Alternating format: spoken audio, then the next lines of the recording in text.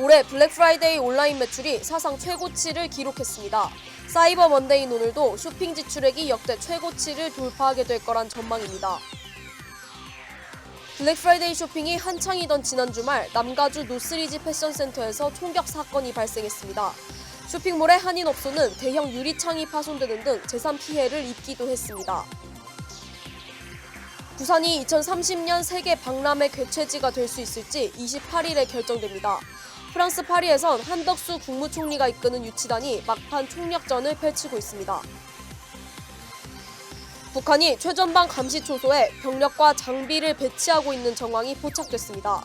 우리 군은 북한의 조치에 맞는 수준으로 대응하겠다고 밝혔습니다. 이스라엘과 하마스가 휴전을 이틀 더 연장하기로 했습니다. 양측은 이스라엘 인질과 팔레스타인 수감자 수십 명도 순차적으로 석방할 예정입니다. 교통사고 및 상해 피해 총 20억 달러 승소. 트럭이나 버스 같은 대형 차량과 교통사고가 나셨습니까? 브라이언 타필라와 시즐로에서 7,450만 불을 승소하였습니다. 상해로 인해 브레인 인저리를 당하셨습니까? 3,170만 불을 승소하였습니다. 한국인 부인이 작은 사고부터 대형 사고까지 친절히 도와드립니다. 213-468-1000번 브라이언 타필라와 시즐로 213-468-1000번. 여러분 안녕하십니까? 한인사회 중심 뉴스 SBS 뉴스입니다. 첫 소식입니다. 올해 블랙 프라이데이 온라인 매출이 98억 달러로 사상 최고치를 기록했습니다. 지난해 대비 더욱 강도 높은 할인 공세로 소비자들을 끌어당겼다는 분석인데 사이버 먼데이인 오늘도 쇼핑 지출액이 역대 최고치를 돌파할 것이란 전망입니다. 하주은 기자의 보도입니다. 고물가로 인한 소비 심리 위축으로 매출 감소가 우려됐던 올해 블랙 프라이데이. 하지만 온라인 매출이 무려 98억 달러 사상 최고치를 기록하며 매출 성장을 이끌었습니다. 특히 지난해보다 더 많은 소매업체가 일찍 온라인 세일 행사에 돌입하면서 예상 매출액을 뛰어넘었다는 분석입니다. 블랙 프라이데이 매출이 온라인으로 집중되는 현상은 팬데믹 이후 더욱 두드러지고 있습니다.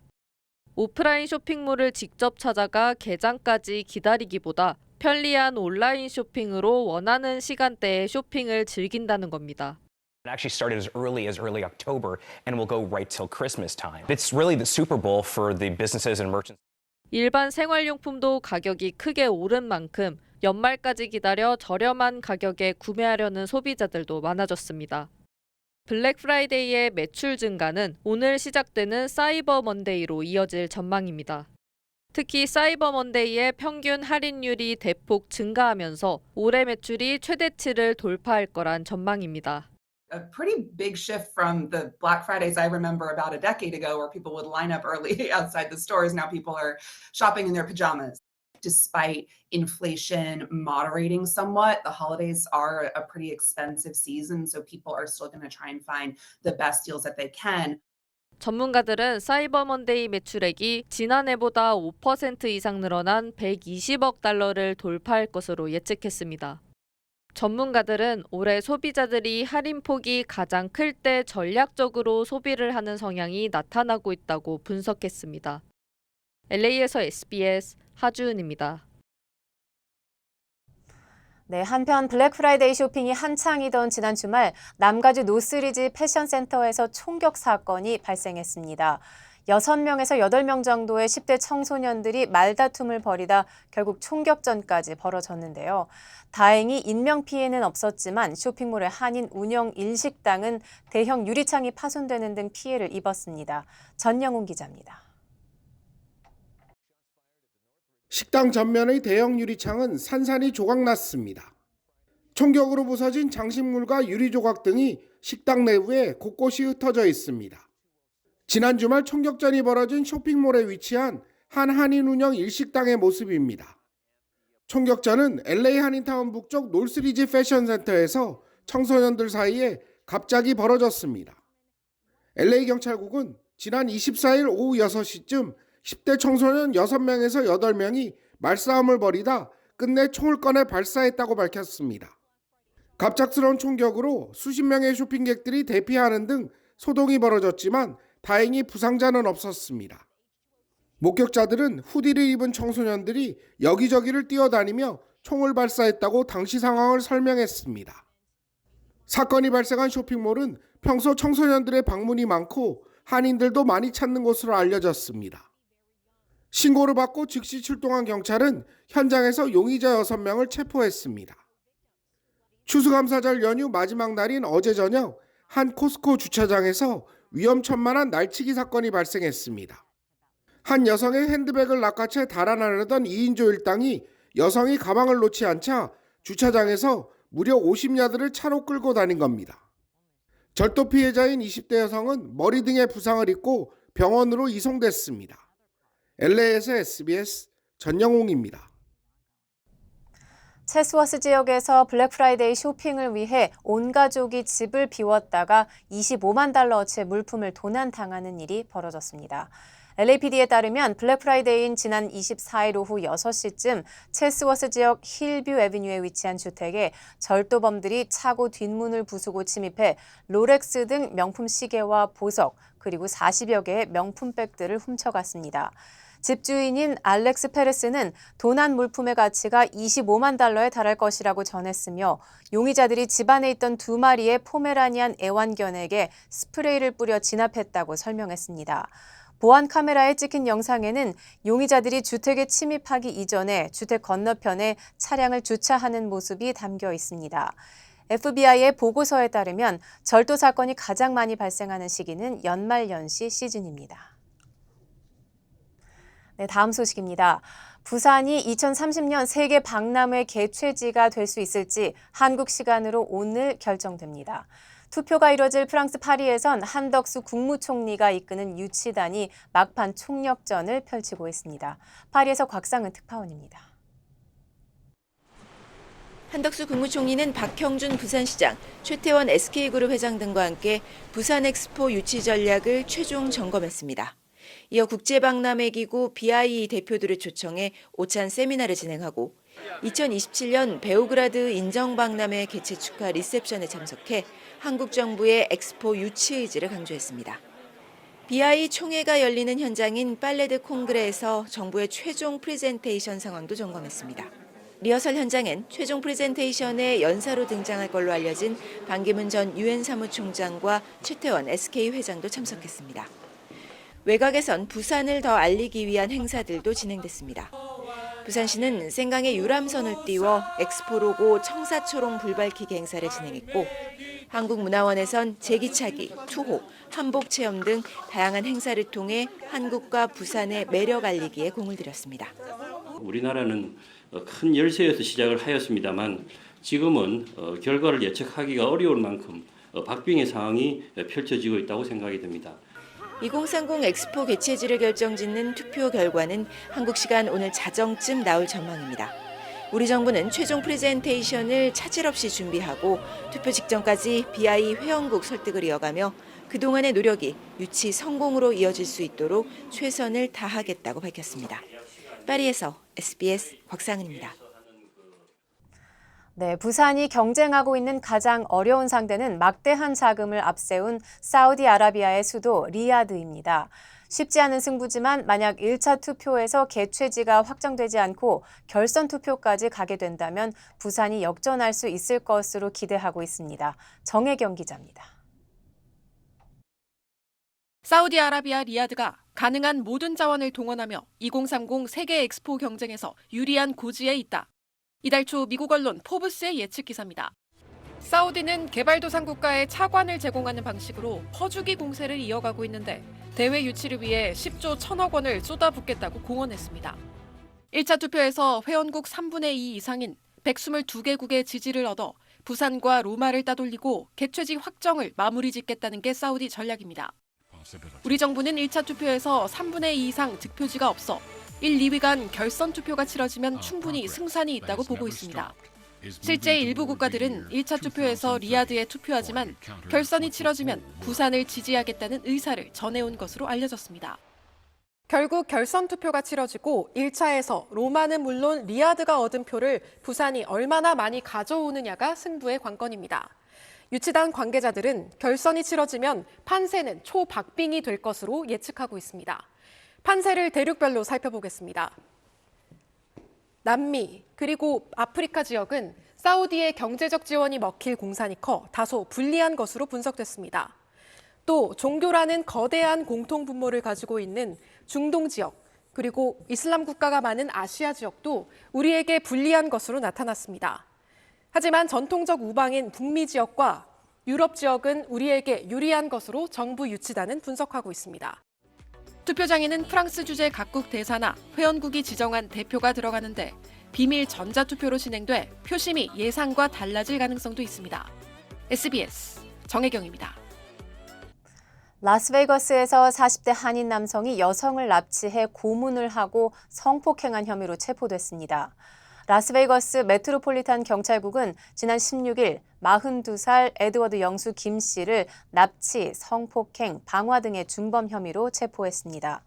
피해 여성이 가까스로 탈출하면서 김 씨의 범행이 드러났는데 여성은 라스베이거스 시내 노상에서 손과 발, 가슴에 중상을 입고 피범벅이 된 채 인근 주민들에게 발견됐습니다. 주민들의 신고로 현장에 출동한 소방대원들에 의해 인근 병원 응급실로 옮겨진 여성은 검진 결과 양쪽 무릎뼈와 팔, 다리, 손가락 등이 골절되고 머리카락이 불에 타 있었으며 흉기에 찔린 상처도 7군데나 발견됐다고 의료진은 밝혔습니다. 여성을 성폭행한 정황도 파악됐는데 경찰에 따르면 김 씨는 이 과정을 피해 여성의 동의 없이 스마트폰으로 녹화했습니다. 김 씨는 자신의 아파트 근처 주차장에서 붙잡혔으며 현재 클라크 카운티 구치소에 수감됐습니다. 한미은행이 꿈을 미래로 이어갑니다. 꿈을 도전으로, 도전을 기회로, 기회를 미래로. 당신에겐 언제나 한미은행이 있습니다. Bank on your dreams. 한미은행. 북한이 최전방 감시 초소에 병력과 장비를 배치하고 있는 정황이 포착됐습니다. 9.19 군사 합의를 파기한 북한이 5년 전 파괴했던 초소를 되살리면서 예고한 대로 도발 수위를 높이고 있는 겁니다. 김태훈 국방전문 기자입니다. 우리 군 감시 장비로 동부전선 비무장지대 북한 쪽을 찍은 사진입니다. 갓 세운 걸로 보이는 창문 2개짜리 목재 시설물 주위로 군인 서너 명이 서 있습니다. 9.19 남북 군사 합의에 따라 파괴됐던 지피터에 감시소를 설치한 겁니다. 또 다른 지피터에는 얼룩무늬 도색까지 끝낸 감시소가 들어섰습니다. 얕은 흙벽을 사방에 두른 경계호도 만들어졌고 경계호 뒤 북한 군인들이 무반동총으로 추정되는 중화기를 든 모습도 포착됐습니다. 북한이 비무장지대에서 초소 복구와 중화기 반입, 주야간 경계 근무에 나선 모습 등이 확인된 겁니다. 북한의 이런 움직임은 지피 시범 철수를 약속한 9.19 남북 군사합의 2조 1항을 노골적으로 위반한 도발 행위입니다. 군은 북한이 9.19 합의로 파괴된 지피 10곳과 병력 장비를 철수한 지피 한 곳에서 광범위하게 재무장 움직임을 벌이고 있는 걸로 보고 있습니다. 11월 23일 국방성 성명을 통해 사실관계를 호도하면서 사실상 9.19 군사합의의 전면 파기를 선언하였고 11월 24일부터 일부 군사 조치에 대한 보건 조치를 감행 중입니다. 북한이 해안포 진지를 개방하는 사례도 부쩍 늘었는데 서북도서 맞은편 곳곳에서 식별되고 있습니다. 윤석열 대통령은 국민들이 안심할 수 있도록 확고한 군사 대비 태세를 유지하라고 지시했고 김명수 합참의장은 북한의 지피 복원에 우리 군도 지피 복원 등 상응한 수준으로 대응하겠다고 밝혔습니다. SBS 김태훈입니다. 네, 한국 시간 오늘 새벽 유엔에서 북한의 정찰 위성 발사를 두고 안전보장이사회 긴급 회의가 열렸습니다. 북한 측은 왜 자신들만 문제 삼냐며 미국이 위성을 투석기로 쏘냔 말까지 했고 한국 유엔 대사는 북한이 안보리를 조롱하고 있다고 비판했습니다. 뉴욕 김범주 특파원입니다. 북한의 정찰위성 발사 문제를 논의하기 위해서 오늘 새벽 유엔에서 안보리 긴급회의가 열렸습니다. 그런데 북한은 5,000개 넘는 위성이 지구 궤도를 도는데 왜 북한만 문제 삼느냐며 거세게 반발했습니다. 유엔 결의를 위반한 게 아니라고 주장하면서 이런 발언까지 이어갔습니다. Is the United States launching its satellite with a balloon or catapult? If not with the carrier rocket, that uses the same technology as ballistic missile. 또 북한은 미국의 위협 때문에 위성을 쏘게 됐다면서 방어권을 행사한 거라고 주장했습니다. 우리나라는 강하게 반박했습니다. 안보리 결의는 탄도미사일 기술을 발전시키는 어떤 발사도 금지하고 있다면서 북한이 불법 행동을 했다고 비판했습니다. The DPRK is moving beyond violating the multiple Security Council resolutions to now almost mock the decisions made by the Security Council. 그러면서 북한의 이런 행위는 지역이 아니라 국제적인 문제라면서 북한에 대한 규탄과 안보리 단결을 촉구한다고 호소했습니다. 미국과 일본을 포함한 대부분 이사국들이 북한에 대해서 우려하는 발언을 이어갔지만 중국과 러시아만 미국 위협에 대처하기 위한 것이란 식으로 북한 편을 들었습니다. 결국 상임이사국인 두 나라의 반대로 오늘 안보리도 결의안 같은 성과 없이 2시간여 만에 끝났습니다. 뉴욕에서 SBS 김범주입니다.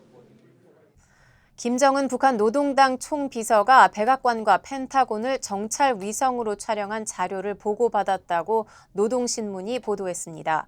노동신문은 정찰 위성이 평양 시간으로 어젯밤 11시 36분 25초에 워싱턴의 백악관과 펜타곤 등을 촬영한 자료를 김정은 총비서가 오늘 새벽 보고받았다고 전했습니다. 노동신문은 또 김정은이 버지니아주 노포크 해군기지에서 미 해군 핵항모 등을 촬영한 자료도 보고받았다고 덧붙였습니다. 북한은 정찰 위성에 대한 세밀한 조종이 1, 2일 정도 앞당겨 진행되고 있다고 밝혔습니다. 중동 지역 속보 전해드립니다. 4일 동안의 일시 휴전을 맺었던 이스라엘과 하마스가 휴전을 이틀 더 연장하기로 했습니다. 양측은 합의에 따라 풀어주기로 했던 이스라엘 인질과 팔레스타인 수감자 수십 명도 순차적으로 석방할 예정입니다. 이현정 기자입니다. 이스라엘과 하마스가 나흘간 진행된 일시 휴전을 이틀 연장하기로 합의했다고 외신들이 전했습니다. 양측은 이집트, 카타르, 미국 등 국제사회의 중재로 휴전 연장을 논의해왔습니다. 이로써 지난 24일 아침 7시에 시작된 이스라엘과 하마스 간의 나흘간의 휴전은 30일 오전까지 이어지게 됐습니다. 종전 합의에 따라 하마스가 이틀간 이스라엘 인질 20명을 더 석방하고 이스라엘도 팔레스타인 수감자 60명을 추가 석방할 걸로 보입니다. 미국은 즉각 환영의 뜻을 밝혔습니다. 조 바이든 미국 대통령도 성명을 통해 연장하기로 한 휴전 기간에 가자 지구에 대한 인도적 지원을 최대한 늘리겠다고 밝혔습니다. We would of course hope to see the pause extended further, and that will depend upon Hamas continuing to release hostages. 일시 휴전 4일째인 오늘은 기존 협상에 따라 이스라엘 인질 11명과 팔레스타인 수감자 33명이 석방됩니다. They are safely on Israeli soil. We can't say that the 4-day agreement for the 50 hostages has been implemented. 한편 요아브 갈란트 이스라엘 국방부 장관도 이스라엘 군 장병들과 만나 휴전이 끝나면 전투로 복귀할 것이며 전력을 더 끌어올릴 것이라고 말했습니다. 네타냐후 이스라엘 총리도 인질 석방과 하마스 제거, 가자 지구에서의 위협 재발 방지 보장 등 핵심 목표를 계속 진행하고 있다고 밝혔습니다. 나흘 동안의 일시 휴전 기간 동안 가자 지구에는 연료와 구호품 등 인도적 지원이 이루어지고 있습니다. SBS 이현정입니다. 네, 이렇게 오랜만에 찾아왔던 짧은 평화의 시간이 끝나가면서 가자 지구에도 다시 긴장감이 흐르고 있습니다. 임시 휴전 기간, 무너진 삶의 터전을 살펴보러 왔던 사람들은 다시 남쪽을 향해 피란길에 오르고 있습니다. 이어서 신승희 기자입니다. 포성이 멈춘 가자 지구. 모처럼 생필품을 구하러 나온 주민들로 시장이 북적입니다. 가자 북부엔 개전 이후 처음으로 구호 트럭이 들어왔습니다. 연료와 식량이 절실했던 만큼 긴 줄이 섰습니다. من أول ما قالوا هدنة واقفين هان وصفين دور حسبت إنه يمرق الغاز وصل بس فيش كفاية الغاز كفاية بس. 피란민들은 서둘러 두고 온 가족과 집을 찾아 나섰습니다. 혹시나 했지만 다시 찾은 마을엔 건물도 사람도 사라졌습니다. 폐허가 된 삶의 터전을 두 눈으로 확인하고선 망연자실할 뿐입니다. 40 سنة وأنا في صف ثاني إعدادي كنت ألم بالشيكل عشان ابن البيت هذا وبنيته هاي راح في لمحة بصر. 가자시티 난민촌을 다시 찾은 아들은 2주 전 숨진 아버지와 조카의 시신을 수습했습니다. 뒤늦게 집 마당에 두 사람을 묻고선 이렇게 질문합니다. ايش ذنبنا احنا لا حماس ولا فتح ولا عمرنا مسكنا سلاح بحياتنا ايش ذنبنا يصير فينا هيك. 나흘간의 평화가 끝을 향해 가면서 가자 지구 주민들은 짧고 불안했던 평화를 뒤로한 채 흰 수건을 흔들며 다시 남쪽을 향해 무거운 발걸음을 옮기고 있습니다. SBS 신승입니다. 요즘 중국에서 독감과 폐렴 같은 호흡기 질환이 크게 늘고 있습니다. 특히 코로나 기간에 태어난 어린이들 사이에서 유행하고 있는데요. 중국과 가까운 인도와 타이완은 병원체가 국경을 넘어 들어오지 않을지 바짝 긴장하고 있습니다. 베이징에서 정영태 특파원입니다. 베이징의 한 대형 병원입니다. 호흡기 질환 환자들이 몰리면서 아예 바닥에 앉아 순서를 기다리는 사람들로 북새통입니다. 병원마다 혼잡이 심해지자 관광 가이드처럼 깃발을 든 병원 안내원이 등장했습니다. 어린이 환자들은 수액을 맞으며 공부할 수 있게 책상이 놓이기도 했습니다. 독감과 마이코플라즈마 폐렴, 아데노바이러스 등 5가지 호흡기 질환이 동시에 유행하자 시민들은 마스크를 다시 꺼내 쓰고 있습니다. 전문가들은 코로나 방역 기간 면역력 저하가 호흡기 질환 유행의 주요 원인이라고 분석했습니다. 의료 과부하와 교차 감염을 막기 위해 중증 환자만 병원 치료를 받아야 한다는 지적이 나오고 있습니다. A lot of people actually did not have much infection during the previous 3 years. So my case is that they should be sent back into their home, taken care of, by themselves. 지난 3년 잦은 휴교와 휴업, 사회적 접촉 감소로 호흡기 감염이 적어지자 항체 보유 수준이 낮아졌고 코로나 기간 태어난 아이들은 호흡기 병원체에 덜 노출돼 면역 공백 상태가 많다는 설명입니다. 일부 학교는 휴교에 들어갔고 방역당국은 출입국자 역학조사와 병원체 변이 모니터를 지시했습니다. 호흡기 질환 유행이 1, 2주 더 이어질 걸로 예상되는데 연말 모임이 늘면서 감염 파동도 우려되고 있습니다. 중국과 접한 인도는 공중보건 비상사태를 대비하고 있다고 밝혔고 타이완도 본토에서 오는 증상자는 자진 신고하라고 당부했습니다. 우리나라에서도 최근 독감 환자가 유행 기준의 6배에 달하는 만큼 각별한 주의가 필요한 상황입니다. 베이징에서 SBS 정영태입니다. 살모넬라에 감염된 멜론을 먹고 2명이 사망하는 등 식중독 환자가 속출해 연방보건당국이 주의보를 발령했습니다. 25일 연방질병통제예방센터 CDC에 따르면 최근 시중에 유통된 캔털럽 멜론 일부에서 식품 매개 박테리아인 살모넬라균이 검출됐습니다. 이 멜론을 먹고 미네소타주에서 2명의 사망 사례가 보고됐고 32개 주에서 99명이 발병 증세를 보였으며 이 가운데 병원에 입원한 사례는 45건으로 파악됐습니다.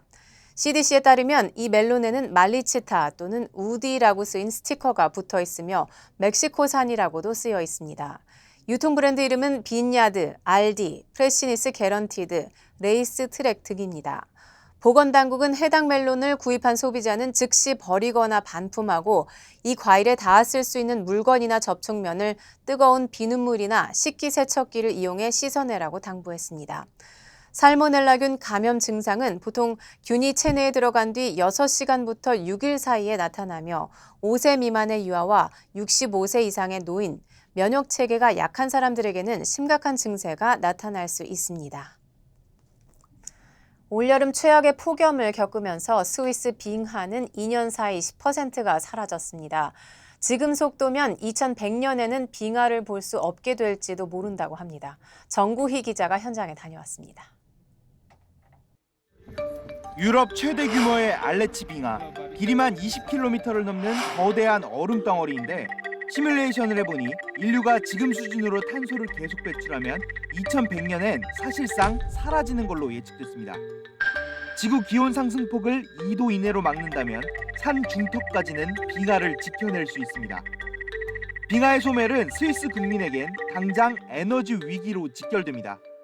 50% of the whole electricity in Switzerland comes from hydropower, and these hydropower lakes they are filled up by glaciers. 빙하가 많이 녹으면 당장은 전력 발전에 도움이 되겠지만 녹아내릴 빙하 자체가 사라지면서 스위스 수자원량이 30%까지 감소할 거란 예측이 나옵니다. 지구온난화로 눈이 녹으면서 관광국인 스위스 경제에도 악영향을 줍니다. 스키장 운영에도 차질이 생기고 있습니다. 결국 스위스 국민들이 나섰습니다. 이곳은 우리나라 국회에 해당하는 스위스의 연방의회입니다. 2050년까지 탄소 배출량을 0으로 만들겠다는 기후혁신법은 스위스 보수 정당의 반대에 부딪혀 국민투표에 붙여지게 됐습니다. 그런데 올해 투표에서 유권자 59%가 찬성해 기후혁신법이 통과됐습니다. 기후혁신법은 탄소 감축 신기술에 1조 8천억 원, 석유, 가스 난방이 아닌 친환경 난방 건물에 총 3조 원의 막대한 지원금을 지급하는 내용 등을 담고 있습니다. 기업의 부담도 늘려 11%였던 법인세율도 15%로 인상했습니다. So we lose many insects and many ecosystems within our country, but we as well have like the issues that, for example, in the tourist industry, they are feeling the climate change. 기후혁신법을 주도했던 녹색당 대표는 기후혁신법 통과의 의미를 이렇게 설명했습니다. Not only climate, but also independence. Attack of Russia against Ukraine, we, like the whole world, we experienced a spike in energy prices. 기후위기는 이미 국가 경제를 흔드는 중요한 요소가 되고 있습니다. 이런 이유로 우리나라도 온실가스 감축에 더 늦기 전에 적극적인 행동에 나서야 한다는 목소리가 높아지고 있습니다. SBS 정구희입니다. LA 한국문화원과 콘텐츠진흥원 LA센터가 2023 다리 어워드 시상식을 개최합니다. 주요 한인사회 소식 하준 기자입니다. LA 한국문화원과 한국콘텐츠진흥원 LA센터가 2023 다리 어워드 시상식을 개최합니다. 다음 달 6일 개최되는 올해 다리 어워드는 3개 부문에 대해 문화체육관광부 장관 표창이 수여될 예정입니다. 이번 어워드 행사에는 CJ E&M 스티브 정 CGO가 강사로 나서 글로벌 한류 영향력과 앞으로 나아갈 방향을 주제로 특별 강연도 마련됩니다. 한인타운 시니어 앤 커뮤니티 센터에서 12월을 맞아 이용원 시인과 문보라 국립 노인학대센터 소속 노인학대 교육 관리자와 함께 특강을 진행합니다. 이번 특강에서는 쉽고 자세한 시 창작 방법은 물론 노인학대 예방과 대응 방법에 대해 자세히 설명할 예정입니다. 시니어 센터의 12월 특강은 각각 4일과 11일 개최됩니다. 덴버 시의회가 만장일치로 17억 4천만 달러의 2024년 예산안을 승인했습니다. 승인된 시 예산에는 임대료와 공공요금 지원을 위한 예산이 대거 포함됐습니다. 존스턴 덴버 시장은 저렴한 주택 마련과 노숙자 문제 해결, 그리고 도심 활성화와 공공안전까지 덴버 시민의 가치와 우선순위를 최대한 반영했다고 밝혔습니다. 뉴욕주 언어 접근 사무국이 주정부 정책과 프로그램 등에 대해 주민들이 겪고 있는 언어 접근 문제를 파악하기 위해 공청회를 개최합니다. 다음 달 7일 오후 12시 한인봉사센터에서 개최되는 이번 공청회는 한인은 물론 타인종 주민도 모두 참석할 수 있습니다. 한국어와 중국어 통역이 제공될 예정이며 한식 점심 식사가 제공됩니다. 정현숙 현 메릴랜드 총한인회 회장의 연임이 확정됐습니다. 메릴랜드 총한인회는 선관위 서류 심사 결과 서류상 문제가 없어 당선이 확정됐다고 발표했습니다. 강진성 현 사무총장은 부회장에 당선됐습니다.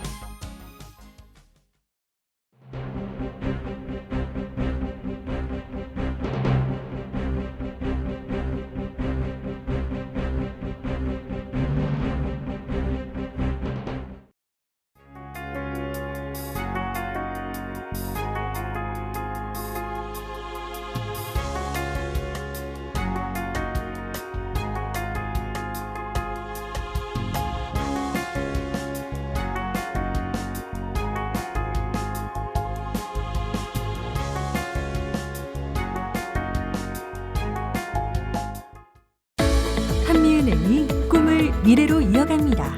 꿈을 도전으로, 도전을 기회로, 기회를 미래로. 당신에겐 언제나 한미은행이 있습니다. Bank on your dreams. 한미은행. 교통사고 및 상해 피해 총 20억 달러 승소.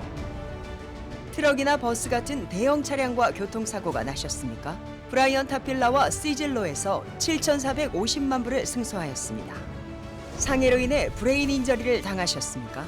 3,170만 불을 승소하였습니다. 한국인 부인이 작은 사고부터 대형 사고까지 친절히 도와드립니다. 213-468-1000번 브라이언 타필라와 시즐로 213-468-1000번.